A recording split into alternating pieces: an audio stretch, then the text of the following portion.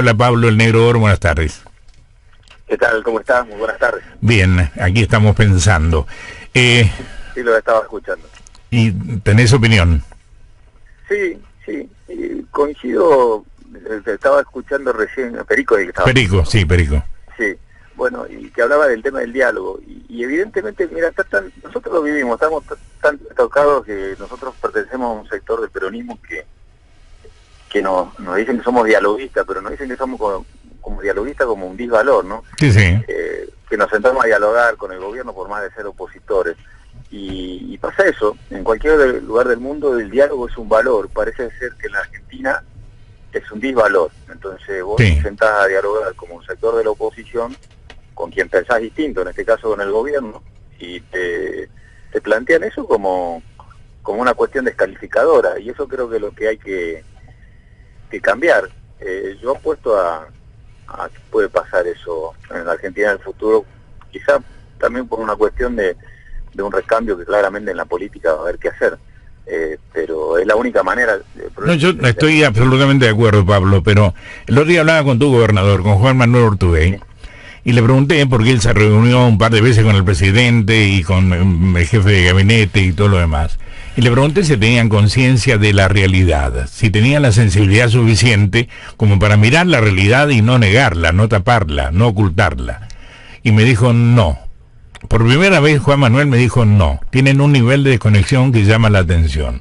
Porque yo te puedo sentar a vos y a dialogar, Perico, vos y yo, pero si después que te vas hacemos lo que se nos da las ganas y el diálogo no sirvió para nada, es probable que la próxima vez que nos citemos para dialogar no vaya ninguno.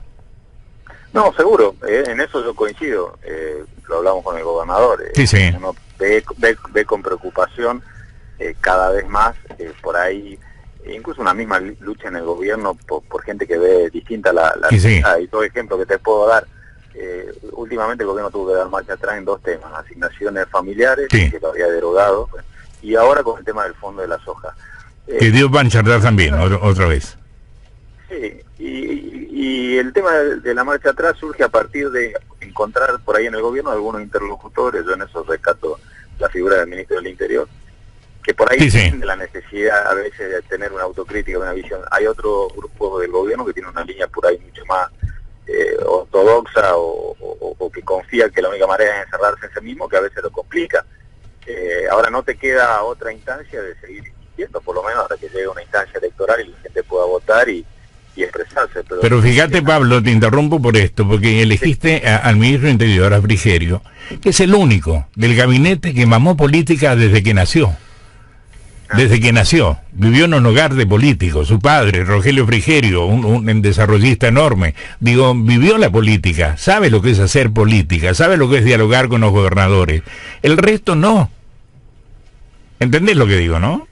Sí, no, coincido, por eso digo que el problema del gobierno, además de ser económico, es de una actitud. Yo creo que al gobierno lamentablemente le fue muy funcional el tema de profundizar la grieta entre los argentinos para ganar una elección. La elección de soy yo o vuelve el cuco. El problema es que para gobernar eso le generó muchos problemas, porque si vos le estás diciendo a los inversores permanentemente guarda que soy yo o vuelve el cuco, entonces la gente, el inversor te dice, bueno, pero si hay riesgo de que vuelva el cuco, me quedo acá y no me muevo, no voy a la Argentina a invertir. Y eso es lo que le pasó también a la Argentina, y esta cuestión de profundizar la grieta y las divisiones trajo estas consecuencias que hoy vivimos. Yo digo que además de resolver el problema económico en la Argentina, hay que resolver un problema grave que es la convivencia, volver a encontrar los argentinos en un marco de diálogo sin duda y de convivir. Me parece que es fundamental. ¿Qué presupuesto recibieron, Pablo Cosiner? Digo, ¿un presupuesto para el FMI o para nosotros? Un presupuesto muy malo. Claramente busca cumplir con algunos compromisos con el FMI asumido, que es equilibrio fiscal cero, equilibrio fiscal cero, equilibrio fiscal, y que eso obligó a restringir gastos de manera muy abrupta. Lo que pasa es que yo digo que la discusión del presupuesto se va a tornar en una decisión política en algún momento, pero es que es mejor tener un presupuesto malo o no tenerlo. Y ahí es donde vamos a tener que tomar decisiones. En semejante crisis que hoy vive la Argentina, y eso creo que es lo que ha llevado a los gobernadores, a pesar de las diferencias, a sentarse, a buscar algunos replanteos de reforma tributaria, no tener presupuesto claramente profundizaría la crisis en la Argentina, entonces hay que tratar de dialogar, volviendo al tema, durante todos estos días, para tratar de tener dentro de lo malo que es el presupuesto, por lo menos cubiertos algunas cuestiones fundamentales, que es el gasto social, la inversión educativa, el sistema de salud, universidades, y trabajar sobre eso. Le pregunto lo mismo, le pregunté a la Camaño ayer, hablando del presupuesto, si en algún lugar del presupuesto se habla de los 15.500.000 pobres que tenemos en la República Argentina. 15.500.000 pobres. Bueno, es el tema del gasto social. Sí. Hoy hay cuestiones que hay que preservar.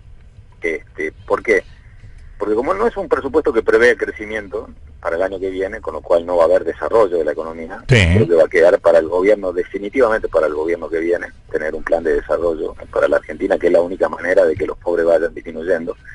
Hay que garantizar los fondos sociales para que ese sector más vulnerable no quede protegido frente a semejante crisis. Entonces hay que proteger las partidas de asignaciones universales, de programas sociales, de los comedores alimentarios, de la emergencia alimentaria, y tratar de cubrir la cuestión social de tal manera de que frente a los tiempos difíciles que van a venir, los sectores más vulnerables no queden expuestos, porque desgraciadamente...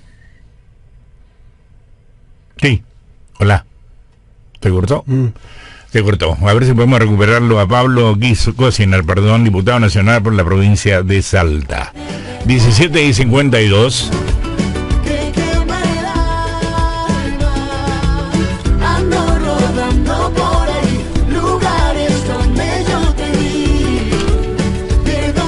Alexis, mientras vamos. Bueno, hay una actriz porno, Stormy Daniels, que está en un litigio con Donald Trump. Ella estuvo con Donald Trump 10 años antes de que fuera presidente, y cuando estaba en la campaña, Donald Trump le pagó $130.000 para que no hablara. Ahí está. Para que no hablara. Para que no contara su experiencia. Hace un puntito ahí. Pablo, te recuperamos, ¿verdad? Hola. Sí. Perdón, se cortó. Sí. Esto falta inversión también, ¿eh? Que las comunicaciones cada vez cuesten más hablar por teléfono porque no hubo inversión. Así es.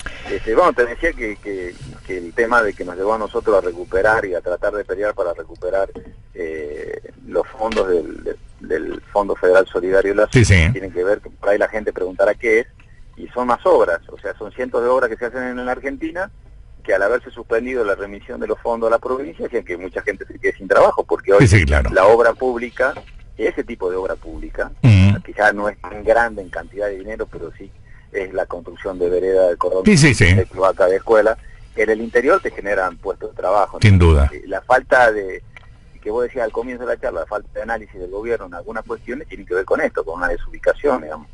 Y bueno, hoy la obra pública es una de las pocas cosas que genera actividad económica. Perico Pérez te quiere hacer una pregunta. Pablo, yo te escuchaba hablar. Yo quiero saber por qué es a veces la sensación que uno tiene viéndolo de afuera cuando se juntan los referentes de los diferentes partidos o quienes directo o indirectamente conducen al país. No solo un presidente conduce al país, sino en su conjunto los diferentes referentes de las provincias. A mí me da la apariencia a veces que cuando ustedes se juntan a dialogar, yo siento que se juntan a negociar, y lo siento de manera diferente, lo tomo de manera diferente. ¿Por qué digo esto? Creo que no se juntan a ceder algunas cosas, los cuales pueden llevar a que el país en su conjunto empujen hacia una dirección que a todos nos vaya bien. Siempre en lo que veo que están de acuerdo es en ponerle impuestos a la gente, y eso es lo que más me molesta. Por eso te pregunto si se sientan a dialogar para buscar entre todos, aunque se tenga que pagar un derecho de piso, a negociar para el bien de todos o a negociar para el bien de cada uno de ustedes o sus gobernantes.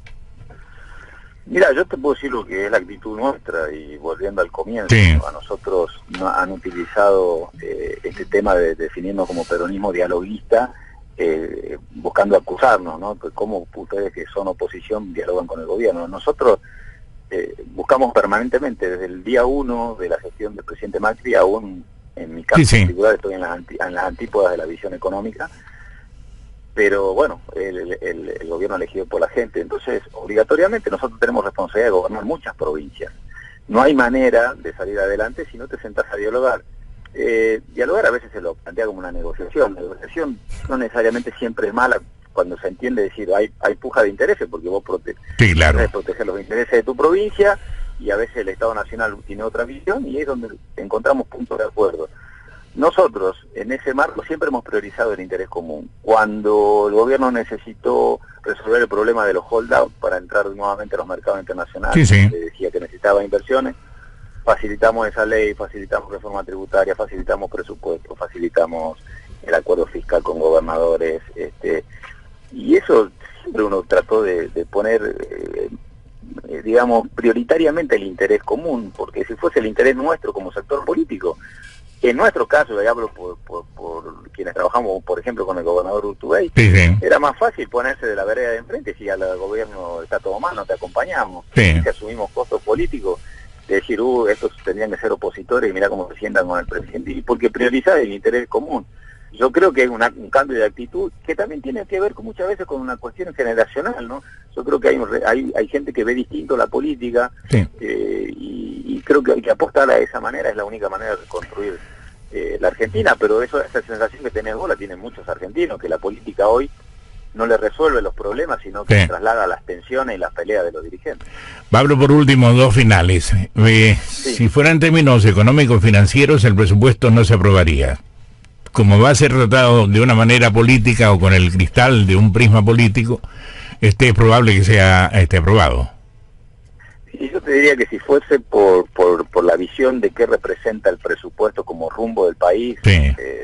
No tiene consenso. Okay. Todo lo que uno está tratando de priorizar es que sería peor no sí, tenerlo, porque no tenerlo. Además lo habilita el gobierno a un manejo discrecional de fondos, porque vos sabés que prorrogar el presupuesto sí, sí.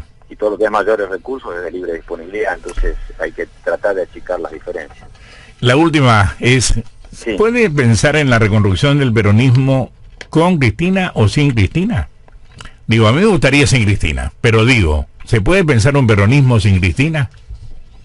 Sí, se debe pensar un peronismo que tenga un desafío de construirse de una manera distinta, pero el problema, además de sin Cristina, la salida del país es con el peronismo, pero con otras fuerzas políticas. Creo que el sí, peronismo que tiene una visión hacia futuro, y creo que ahí está Schiaretti, Bordet, Muñac, Urtubey, sí, sí.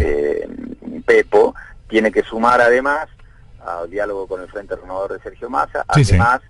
Con radicales que por ahí están desencantados de este gobierno, además con sí, socialistas, lo que venga, sí. Y socialistas, y ahí armar un espacio político que represente a la mayoría de la sociedad que hoy busca una salida al futuro. A la sociedad argentina no la podemos condenar solamente a elegir entre el pasado, que es una etapa concluida, y lo que ha fracasado hoy. Pablo Cociner, muchas gracias por atenderme, te mando un abrazo, Muchas gracias a vos, Negro, y un saludo a Perico también. Hasta luego. Hasta luego, gracias, muy amable. 17:59.